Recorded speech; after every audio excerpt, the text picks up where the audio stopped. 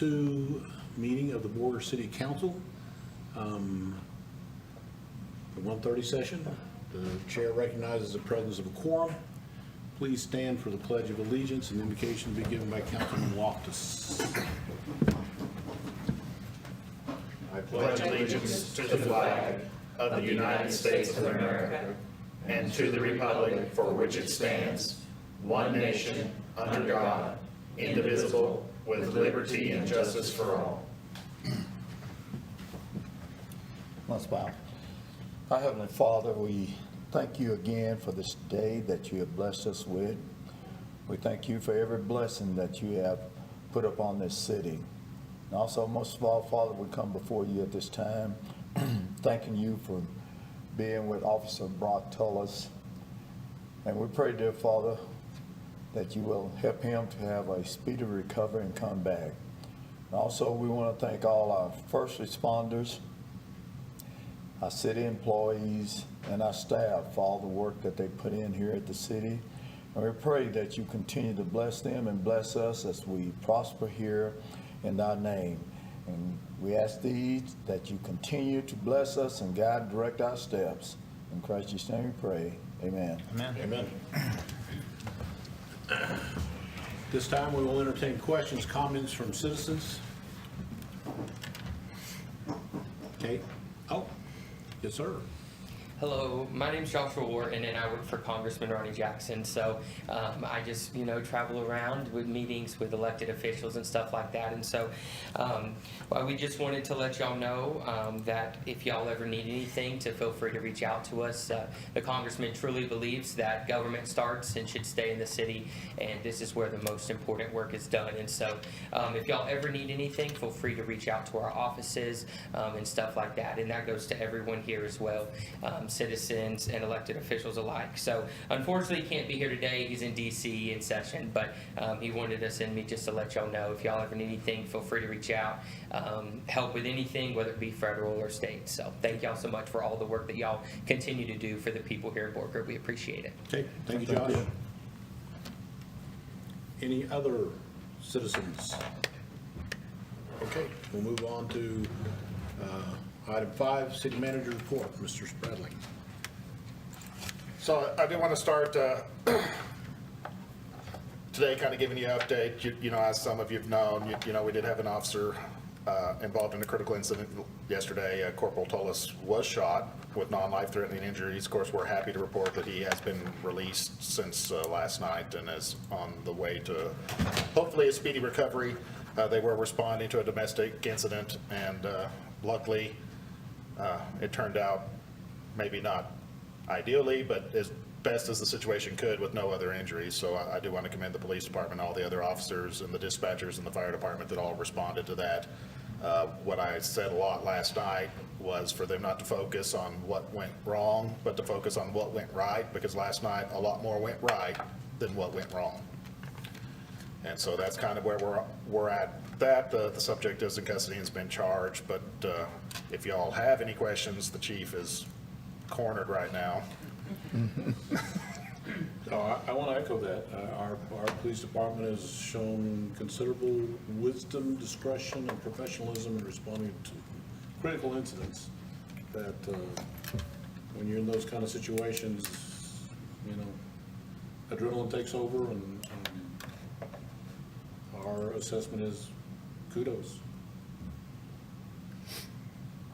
So moving on with the rest of the things, with our rest of the monthly report, and I'll get back to Corporal Tullis and the police department when we get into their section of my little update. But we'll start off with finances like we do. We're 2 weeks away from the end of the budget year, so we're definitely getting some final numbers. The general fund right now, with 2 weeks to go, is $454,920,000 over our budgeted revenue. The biggest portion of that is sales tax. Our sales tax is $193,430 over our amended budget. That is $693,430 over our original budget in sales tax. So that's definitely good there. We're going to finish strong on revenue. There are a few more revenues, solid waste revenues, and some minor revenues that'll come in, so that should end up a little higher Expenditures right now are $989,000 below our budgeted amounts.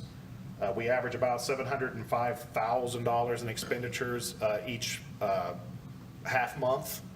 So we should, the general fund should end about $750,000 positive this year. And so that's always good. As we just went through the budget process and our CIP plan, it's those increased reserves that allow us to invest more into capital projects for our community going forward. In the water and sewer fund, as of with 2 weeks left to go, we're $919,987,000 above our budgeted revenue. So almost $1 million over our budgeted revenue.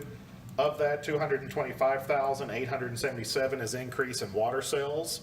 If you remember, we did not increase our water rates, so, but this summer's been a little drier than last summer, so I'm assuming that some of that is for all the green grass that you see around.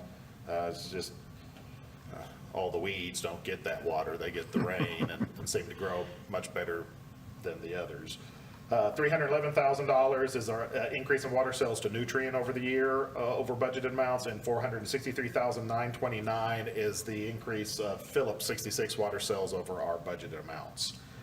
So if you remember, we originally budgeted the water sewer fund with a $3,199,000 deficit because we were transferring that money into the capital fund of the plan for our water well expansion.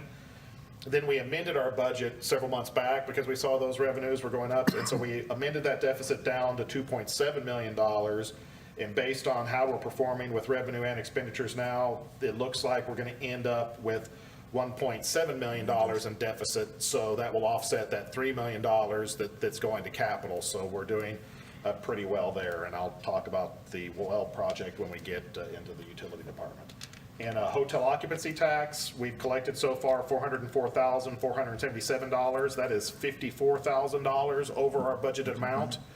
There are two of the larger hotels that are still pending their final payments this month, so that should increase by about $20,000, give or take what their amounts are.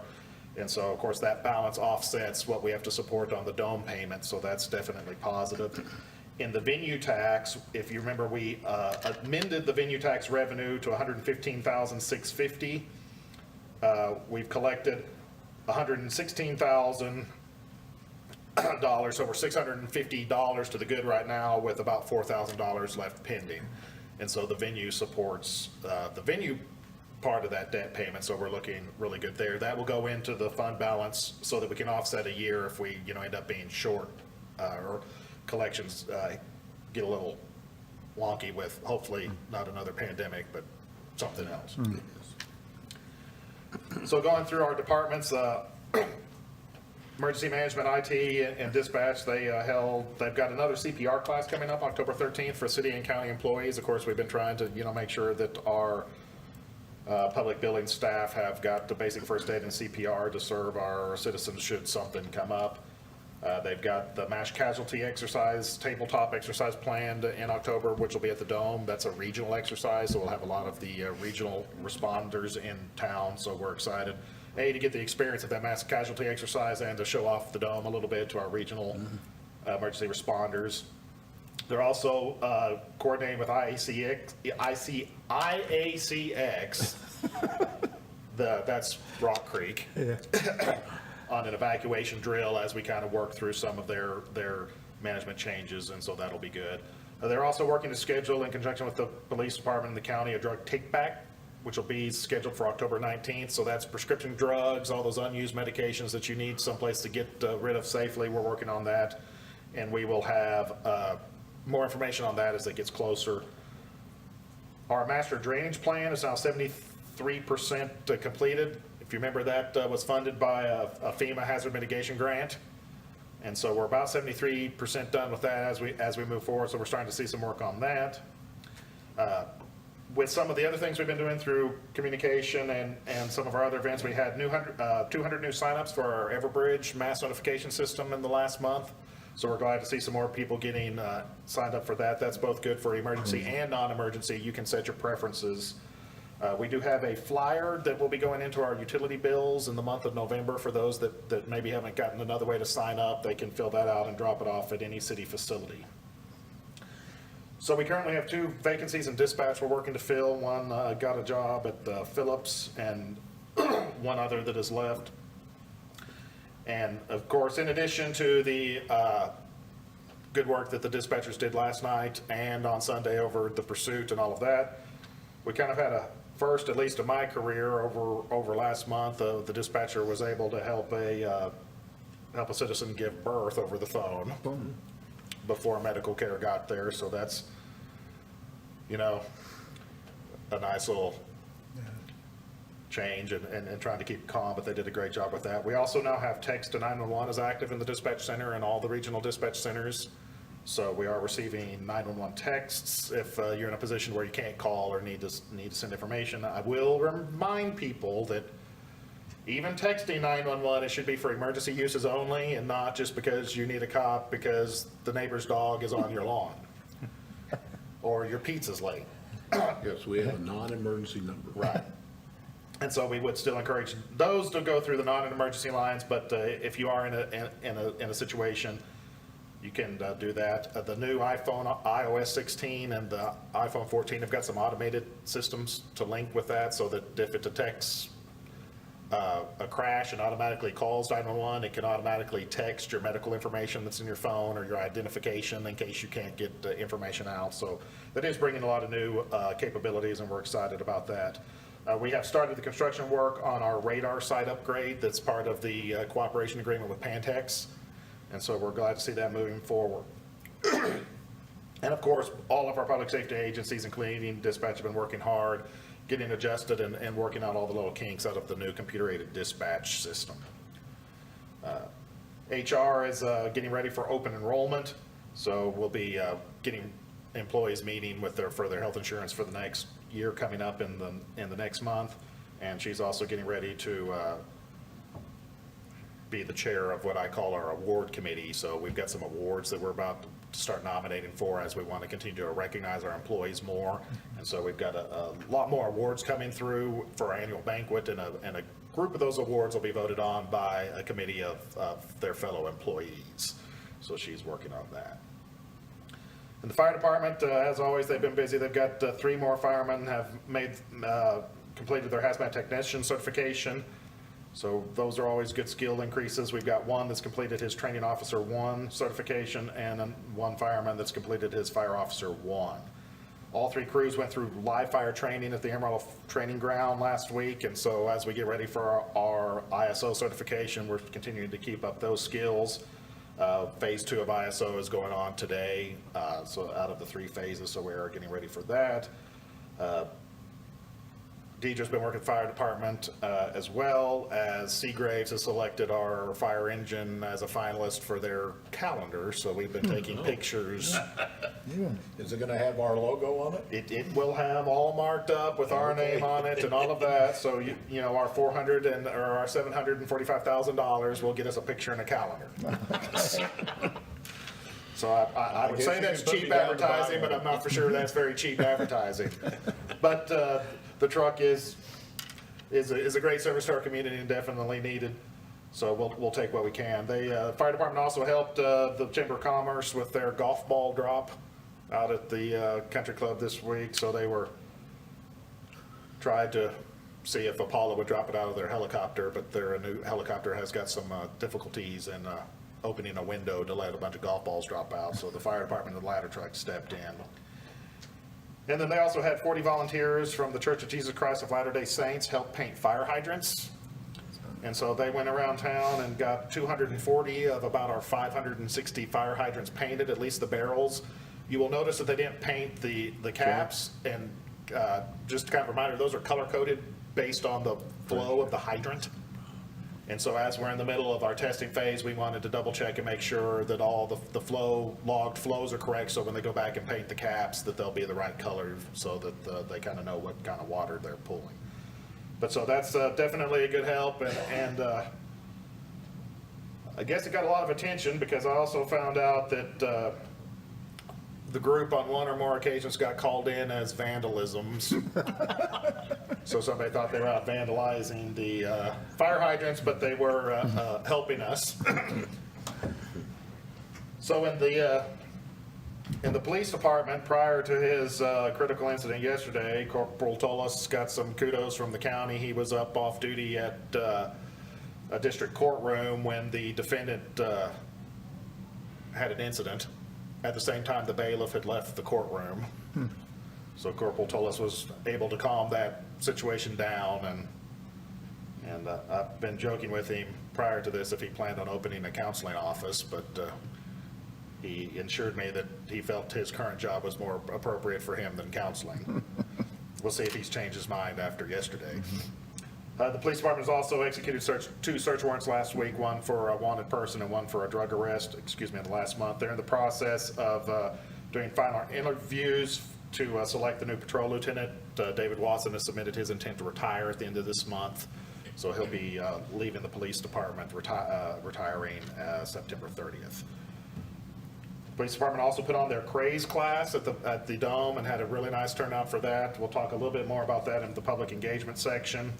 The 3 recruits that passed the police academy and their certification exam are on FTO.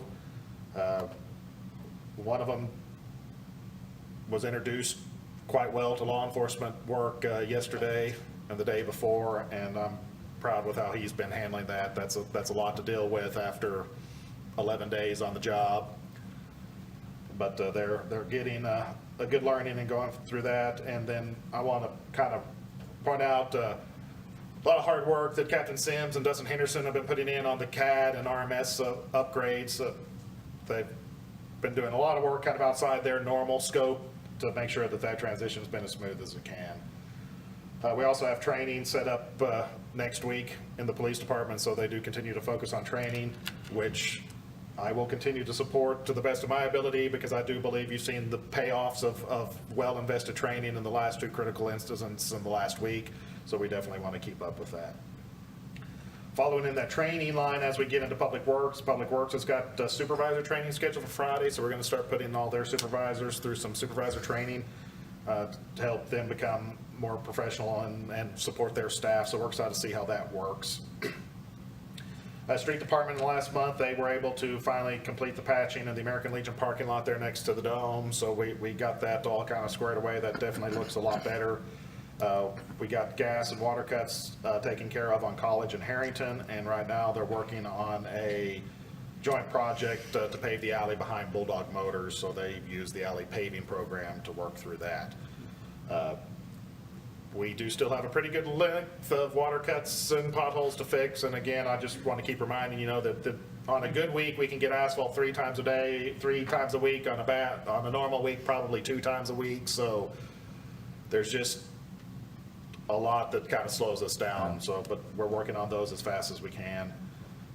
We've also got the concrete poured there at Terra Alta and Broadmoor, which was one of our last kind of tough projects. That's a high water flow area for that whole subdivision, which was washing that out. If you recall, we did the same thing over at Sarasota last year.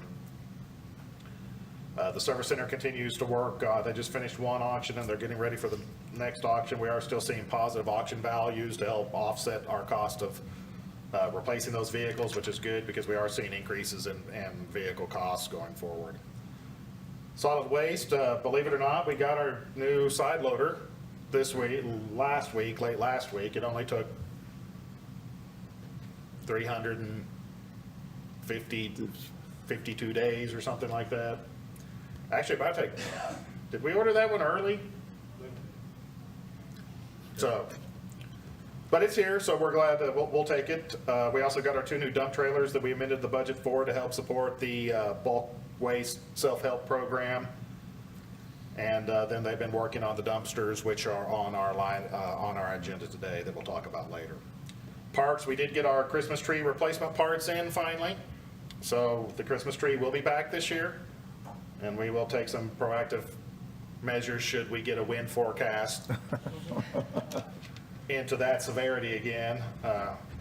But I know everybody will be happy with that. They also helped with the county install the ISOM historical marker sign. It's there in the grassy area in front of the Huber Park baseball field parking lot. So they've got a marker there, explaining the history of ISOM, which if you're unaware of that, it's about like all of our other history. It's kind of interesting. We did get the splash pad controls back in and up and working in time for us to shut it down for the season. And then they've also got the scoreboard, the new scoreboard in at the TCY football field, and they've got it up and working and tied in. At the youth center, we've got new hours for the fall, and so they've been working on things, getting people in there, getting kids in there to see what all has got going on. They had a pretty good turnout for their tailgate at homecoming. They hosted a little tailgate down in the grassy area and had some hot dogs and some games for the kids. So they're continuing to do some more things. They're working with Deidre quite well on that. And going into public engagement, she's been working with them on marketing and engaging the youth center. We have a trunk or treat carnival coming up at the youth center, which I think will be pretty good. They've got some laser tag equipment coming in to give some kids another opportunity to play either outside or in the gym with that. In the Park After Dark is our Movies in the Park, scheduled for October 22nd, so we'll have a family-friendly Halloween-themed movie of some sort in the park after the success of our last Movies in the Park, so that was really good. Public engagement's also been pretty good about updating some employment flyers to help us attract some candidates for some harder-to-fill jobs, and we're working on a follow-up survey to the police department's craze class, which has gotten a lot of positive feedback, and looks like we'll be doing that again and maybe scheduling some follow-up. So in city secretary's office and court, we're going to be losing a court clerk. Her husband's taking a job down south, Ms. Coward, so we're working on getting that post position. She doesn't have a final date, but we're going to try to get that one posted pretty quick and get it hired so that maybe we can have Aurelia help train that person as well. And Linda over in our customer service position, our citizen services position, she's gotten her training on her new work order software, and we're finalizing some of that, so we'll be just about ready to really send everybody over there and work through that. So on utilities, we were able to get 5 test holes drilled up in the northwest well field. They were all dry. So now we are reassessing where we think that water vein is, and we will go back. Those were all drilled somewhere between 300 and 600 feet. So we know we've got water up there, but of course that's why we drilled test holes, and we had budgeted for about 9 test holes. So it's not necessarily outside of scope. Of course, we would have liked to find the water on the first try, but welcome to the Texas Panhandle. They do continue to vacuum the manhole in 4th Street for that collapsed line, and of course that replacement project is on our agenda here shortly as well. Planning development continues to work with things. We've been working with Tractor Supply to authorize a temporary occupancy permit. They're going to put a tank. Their lift station won't be here till January, so we've been coordinating with them and the TCQ to allow a temporary holding tank, so their sewer will drain into a holding tank, and then they'll come pump it up and haul it off until the lift station gets installed. The water has been connected, and so they've got water. It's just the sewer that's holding up. They are stocking inventory now. We expect the Tractor Supply to be open for business sometime in October. Okay. If you've noticed, the Starbucks is just about ready to break ground. They've got the porta potty set over there and all their survey markings out. So I'm sure that they'll be working through that, and we continue to work with the car wash. It's good. You see their sign out there as well. We currently have 2 specialized trucks to empty the cisterns, because we got our new one. We have one, but we won't be, this will be Tractor Supply. They will be hiring a third party. Oh, they're gonna do a third party? Yeah. Yeah, they will, because as the developer, it's that's their workaround so that they don't have to wait for the lift station to come in. Okay, and they cleared that with TCEQ? Yeah. Okay. And of course, our new code enforcement officer continues to learn, so we're hoping that, we're slowly kind of catching up on that after that period where we didn't have a code enforcement officer, and we know that our little spurts of heavy rain is about the worst to fuel weeds. Get a bunch of rain really quick and they take off, but they've been working really hard. We have been mowing as much as we can the center median on 136, trying to keep that one a little under control. And of course, the Parks Department continues to keep up with the clover leaf, and been really proud of that work. That Cloverleaf looks good. I know I've said this before, but I never thought that I'd ever say the clover leaf kind of looked pretty, but No, it looks good. as much as a traffic clover leaf can. But other than that, Still lots going on. We did meet with Park Hill on the 10th Street project. They have started going door to door, talking with the businesses. We will schedule our public engagement for that probably the 3rd week of October. So we're getting pretty close to getting that one out to bid. I would expect the council to award bid for that in mid-November, probably just before Thanksgiving. Any other questions? I don't have. Nope. All right, we'll move on to consent agenda. Council wants to look and see if they have any questions, comments on 6 through 9. Nope, I don't. If not, I'll entertain a motion. I'll make a motion that we approve consent items 6, 7, 8, and 9. Second. All in favor? Motion carries. Item 10, consider and take appropriate action on resolution R-022-22, amending the City of Borger Employee Manual. Mr. Bradley. So, over the last year, we've done a lot to address employee retention and recruitment. We've been mostly focusing on the pay side of things as we've realigned the salaries and worked through a lot of that. So through some of that process, we felt it time to make a few other changes, and one of those that this resolution specifically regarding is vacation. And so as the policy currently sets, an employee starts out with earning 80 hours a year. And they earn 80 hours a year for the first 5 years. They don't start adding time to that until the 5th year. So what we propose doing here is changing that to where they add a day of vacation, they earn an extra day of vacation each year through year 19, which would be 20 years, because that first year is year 0. So it only changes the maximum vacation from 25 to 29 hours, so a 20-year employee would get 4 more days of vacation, but everybody else starts getting a day a year. And so there's no direct cost to this. The one other change in this policy is probably going to save us a little money. Right now, the city's policy is upon separation, we pay all employees for their balance of vacation. So whatever is in the bank upon separation, they're paid for regardless of why they separate from the city. So this policy changes that to where if your employment is involuntarily separated, if you're fired, you are not eligible for your vacation payout. If you've worked for the city for less than 5 years, you are not eligible for vacation payout. If you work more than 5 years, you are eligible for up to 80 hours of payout as long as you provide 2 weeks' notice. So if you just walk off the job, regardless of how many years, you're not eligible for payout. And then if you retire from the city, you are eligible for payout of your entire balance. And so those are the changes that this makes to the employee manual. The only other change in the manual is in our reorganization, we've renamed the Director of Human Resources to the Human Resources Coordinator to more accurately reflect that job, and so those are the only changes. But I'll entertain any questions that somebody might have. No, we went over this pretty good during work session, and your supervisors, you did go over this with the supervisors? Yes. Okay. Other discussion? If not, I'll entertain a motion.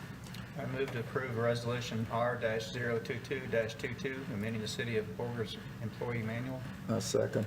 Okay, all in favor? Motion carries.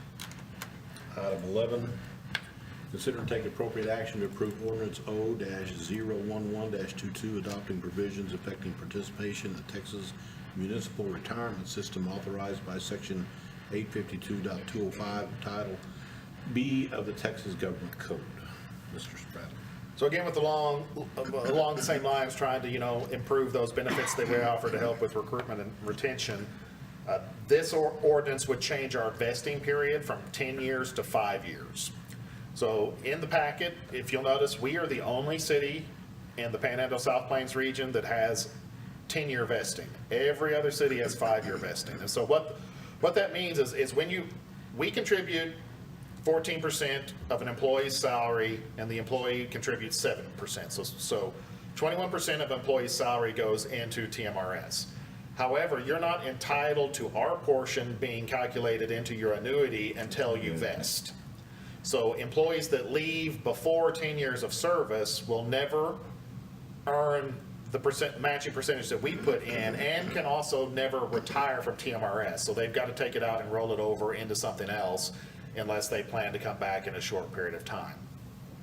By changing that to 5 years, at 5 years they vest, and that money can then, if you leave the city after you're vested, you can actually leave that money into TMRS and it will continue to collect interest, and then you can earn an annuity upon your age requirement.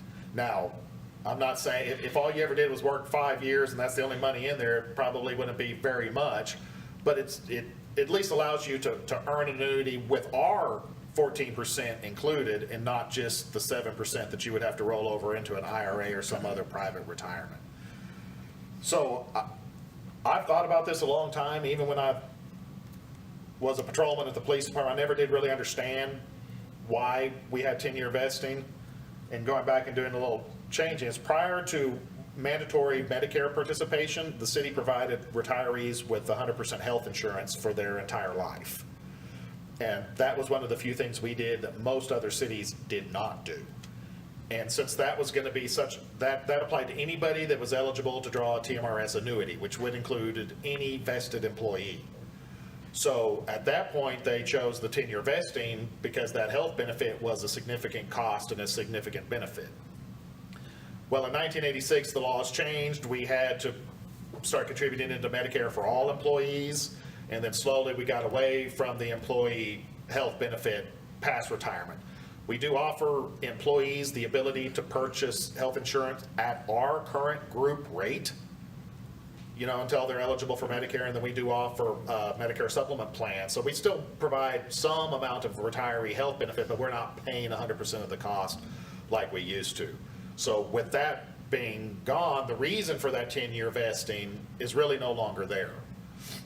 So I had TMRS run a plan study. I was a little apprehensive when I did it because I was afraid it was going to be a very expensive change, and it came back to be 0.69%.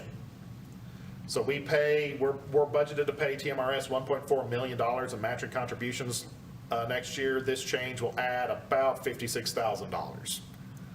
That is if we are at full staff in every position all year long. So while that $56,000 isn't budgeted, I expect to be able to offset that with openings throughout the year. So I do not anticipate the needed budget adjustment, and I do not plan to ask for one for this. We will be able to cover this cost by budgetary control without changing or amending the budget amounts. This would be effective January 1, once the ordinance is passed. The nice thing about this is at that point, anybody that has more than that in that 5-year to 10-year service gap would immediately become vested. Okay. And then going forward, of course, anybody once they reach 5 years would then become vested at 5 years. Funny thing is, it actually increases our funding percentage by just a little bit in the TMRS actuarial. I think that's just because we lock in more of. When somebody leaves before they're vested, that money may or may not be used, so it changes that calculation a little bit. So there is some benefit in our funded ratio by doing this. But I think the ability to recruit and retain, at least, especially in public safety, in that we lose a lot more in that 0 to 5 year time frame, really probably citywide, than we do in that 5 to 10 year time frame. I'm not saying that this will convince all of those employees to stay a career, but it might take that employee that was only going to spend 3 years, it might get another year or two out of them, which would slow our attrition rate, which would give us more time to recruit and more appropriately replace positions. I don't see really a downside to it, but I'll entertain any questions that somebody might have. I don't have any. No, we went over this in the work session Very as well. extensively. Okay, no questions or discussion, I'll entertain a motion. I move to introduce on first reading ordinance 0-011-22, adopting provision affecting participation in the Texas Municipal League Retirement System. Second. Motion's been made and seconded, all in favor? Motion carries. Item 12, consider and take appropriate action on financial services agreement between the City of Borger and Borger, Inc., the Borger Economic Development Corporation. So this was an agreement that the EDC attorney suggested just to kind of formalize the actual procedures and tasks that we'll be doing. Amy's here if you have any questions for her, but it's pretty straightforward. The only thing that I kind of pointed out in the memos I want to point out is there is a provision that would allow the city to charge the EDC for those services. At this point, I do not plan to charge those. There's no direct cost to us to provide those services, and what I've indicated to Borger Inc.'s board and Amy and Katie is that $18,000 to the city is not a significant amount of money. It's not going to change any of our line items. It's not going to create a new program. It's not going to allow us to do anything more than what we already do. But $18,000 in the hands of the EDC will make an impact. That's one or more small business incentives. That's more infrastructure for housing development. That money can definitely be better used in the hands of the EDC than in our hands. But if something changed and our financial situation changed, the money is there, the provisions are there to allow that. But as of right now, I don't want y'all to expect to see that revenue, as I don't expect to charge the fee. But like I said, I or Amy can answer any questions if you have any. It's like I said, it's pretty straightforward.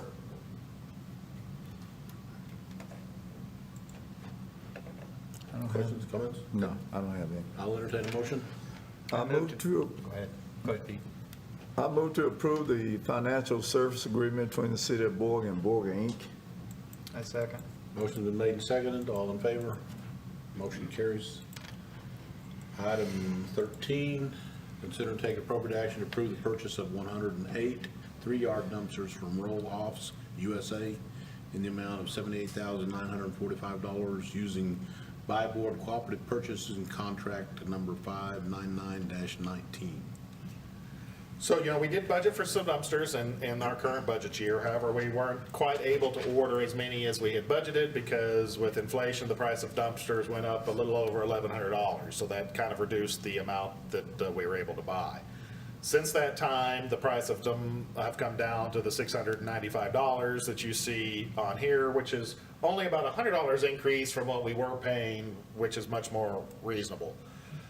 So we went over all of that nice, fancy general fund financial status and the monthly report. So we've got all this increased revenue and sales tax. So knowing that dumpster complaints and dumpster conditions is one of our bigger issues, I would like to go ahead and get y'all to authorize these 108 dumpsters out of this current year budget using some of our excess revenue to offset the cost. That will allow it. We have another 108 budgeted in the upcoming budget.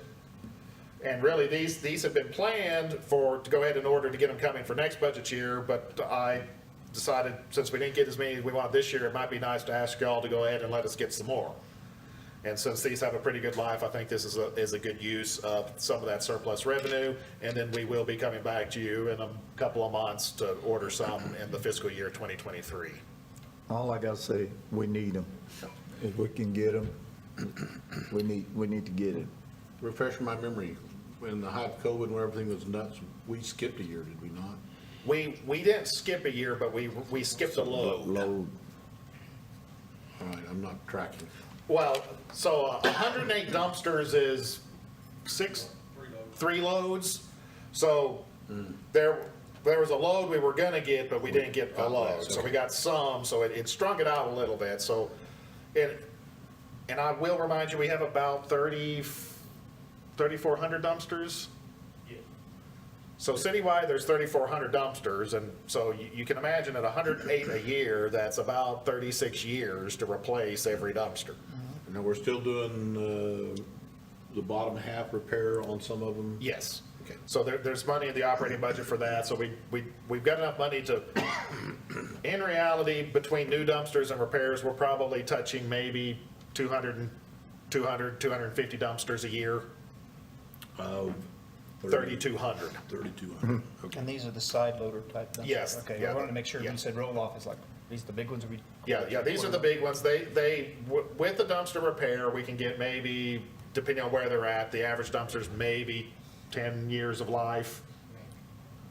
It's based off 5 years. And so, we're way behind. We're trying to kind of increase how often we replace these. Of course, there are some in some other areas that are much lower use.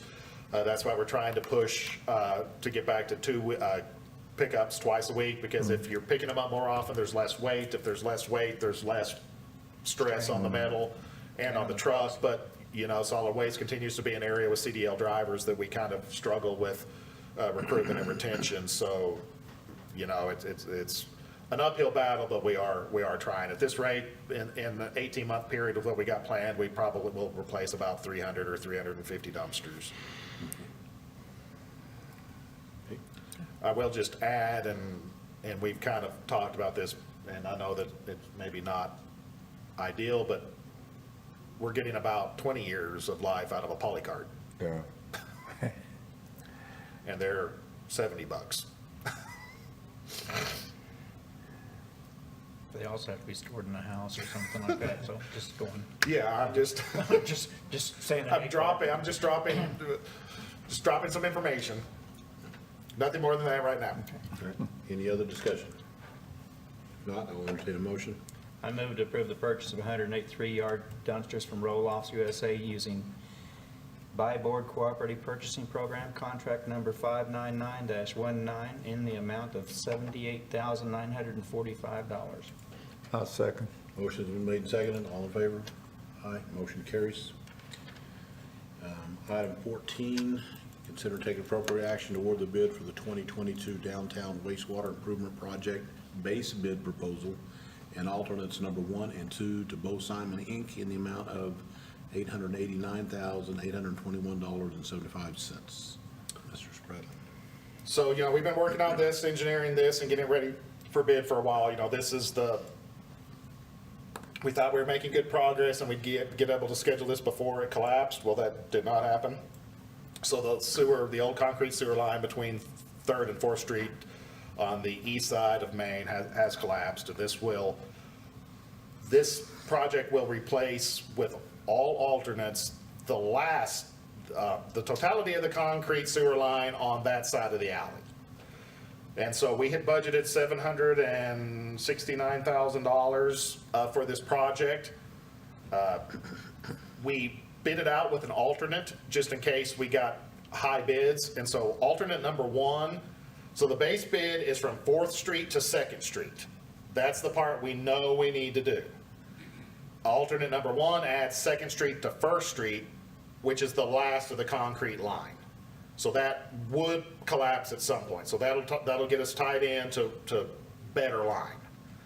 Alternate number 2 is adding asphalt paving to the alley in the 400 block. So if you recall, the EDCs bought the first 4 lots at 3rd and Main, and we've kind of identified that area for some sort of public space at some point. So while we've got the alley all dug up, I thought now would be the time to go ahead and pave that whole alley. So right now it is not paved, and it has not been paved, but alternate number 2 would pave that. So we did get 2 bids received on this. We got a bid from LA Fuller, who is the contractor that did the parking lot and the previous sewer work. Their bid was the low bid. However, when we scored them, they scored lower in some of the other areas. LA did a good job on the parking lot, and that tends to be their more primary business, is asphalt paving and construction projects like that. If you recall, we did have some issues with the water and sewer and some delays, and it took us significantly longer than planned, to the point that we added a resident project representative on scene, so that was paid out of our pocket. So that added about $44,000 to the price of what we paid on that last project. I feel that we would likely need that for this project if LA Fuller were selected, which for the extent of this project would probably negate that $88,000 difference. Bo Simon is a utility contractor. More of their projects are generally all utility focused. They don't do a lot of the road construction and things like that. So based on project scope and experience, we feel that they would provide a better benefit in this particular project to the city. And so that's why both the engineer and the city reviewing committee recommends a bid to Bo Simon. Okay, did anybody doing a background check on both sides? Yes. Okay. I have no They're, problem. they're out of Amarillo. They're out of Canyon. Canyon. Yeah. Canyon, that's right.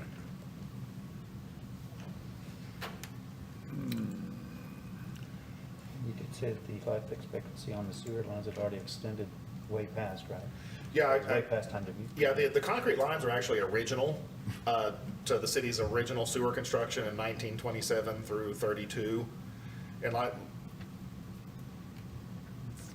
they were always never, back then, concrete was anticipated to last 45 or 50 years. The sewer gas eats concrete, Right. and they knew that, but back in 1927, there was not a better alternative. And so you just kind of dealt with that. These lines have been in place now for 94 years. It's way past time to do it, that's what I'm saying, so we got a good life out of it. Yeah, and so we have done pretty well like that. You know, we say they collapsed, and I've mentioned this before, but I hate to say they collapsed because that makes you think that there was a line to collapse. In most cases, the sewer gas has eaten the entire top half of the concrete line and there's nothing left. So over 50, 60 years, the ground was just compact enough that it maintained its shape and allowed the sewer to continue to flow. But slowly, the dirt falls in and then we get a blockage. And so that's what's happening here. And so when you get that blockage, it doesn't flow, and so it collects in the manhole, in the next closest manhole. And so that's why the sewer department's having to go out with the vacuum truck. They put the pipe down into the manhole and manually suck it into the tank and then drive it and discharge it into the sewer treatment I'm just saying, plant. Yeah. we got well past its life. If we can get that life out of Right. what we're putting in, you know, I think we'd all be happy. Other discussion? Okay, I'll entertain a motion. I move to award the bid for the 2022 downtown wastewater improvement project, including the base bid and alternatives number 1 and number 2 to both Simons Incorporated in the amount of $889,821.75. Second. Motion's been made and seconded. All in favor? Aye, motion carries. Item 15. Consider taking appropriate action to cancel the regular city council meeting scheduled for October 4, 2022. So as you probably know, most of us will be driving to San Antonio that Tuesday for the Texas Municipal League Annual Conference. We did have to cancel this meeting last year. And so since it is a regular scheduled meeting, it does require council action. We can also choose to reschedule it if you would rather. At this moment, I don't have anything pressing that I feel needs to be on the agenda, so it's just as easy to cancel it.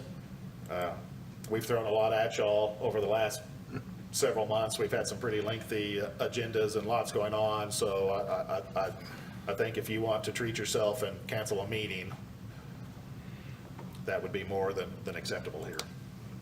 Since we're not going to be here, it'd be a good Yeah. idea. There will be no quorum. Yeah, no quorum.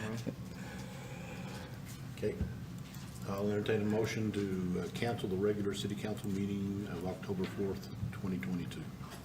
I'll make a motion that we cancel the October 4th city council meeting. Second. Second, motion's been made and seconded. All in favor? Aye, motion carries. Item 16, consider and take appropriate action to approve a development agreement between the city of Borger and Andrew T. Masters and Donna M. Masters on a 0.450 acre tract of the land in the southwest quarter of section number 23, Block Y, Arnold and Barrett Survey, abstract number 4, Hutchinson County, Texas. Mr. Spradlin. So I've kind of been warning you that you were probably going to see some action items related to the school district's ag facility. And so this is off of Carbon Road. Mr. and Ms. Masters bought this land after the school district bought their portion of land. The school district bought a portion which is not contiguous to the city limits. And when they decided to start construction of the ag facility, they approached the city about getting water service. The city's policy and the comp plan are not to extend municipal utilities to areas outside of the city limits. Since we no longer have involuntary annex in the state of Texas, there's no benefit to the city to extend utilities outside of the city limits. You know, that's part of what the benefit of being in the city is getting municipal utilities. And so they would need to be annexed in order to get municipal utilities. but they're not adjacent to the city limits. So one of the ways that you can be annexed if you're not adjacent to the city limits is if you're contiguous to a piece of land that is under a development agreement that is contiguous to the city limits. So this will add a development agreement to a 30-foot strip between the school district's property and the existing city limits. And pretty much what it says is that the masters have to continue to use this for ag land, that if they try to subdevelop it or develop it into any other use, then it would be subject to immediate annexation into the city. We all know kind of where, if you know where this land is out there behind Carbon Road, it's not really good for anything other than ag land. I don't anticipate it ever needing to be developed. The masters don't have plans to develop it. And if it sells, the only person that would probably buy it would be wanting to use it for agricultural purposes or something like that. But if they did do something else, it would require to be annexed. If somebody did subdivide it, they likely would want to be annexed anyway, because there again, they would want city services, water and sewer. Sewer is not readily available in here. We've authorized the school district to use a septic system. They're not going to have a lot of sewer need in that facility anyway. Offsite septic's a lot easier to manage than offsite water. The water transmission line runs through their property, so it's actually already right there. The sewer, the nearest lift station is over, It's a highway, yeah. it's back over down Carbon Road farther over by Wisconsin somewhere in that area. So it's a long way. It's quite a ways to hit the lift station. So it's not cost prohibitive. But this is the first step. If we authorize this agreement, like I said, he can't use it for anything but ag without it being annexed. And then at the end of 45 years, when it expires, we may then annex it if we so choose. It's not a guaranteed annexation, but the city would have the chance at the end of 45 years to annex it. If we choose not to, then the development agreement expires and it goes away. For septic systems and stuff like that, if the land would pass the perk test and stuff. That's up to the TCQ. Just questioning. Yeah, the TCQ permits and licenses private septic systems, so that they'd have to go through all of that, so. Questions? No, I don't have any. No? I will entertain a motion. I move to approve the development agreement between the city of Borger and Andrew T. Masters and Donna M. Masters on a 0.450 acre tract of land in the southwest quarter section of number 23, Block Y, Arnold and Barrett Survey, abstract number 4, Hutchinson County, Texas, and authorize the city to execute the agreement. Second. Motion's been made and seconded. All in favor? Aye. Motion carries. Item 17, consider and take appropriate action to adjourn. And make a motion to adjourn. Second. Motion's been made and seconded. All in favor? Aye. We stand adjourned. Thank you for attending this meeting.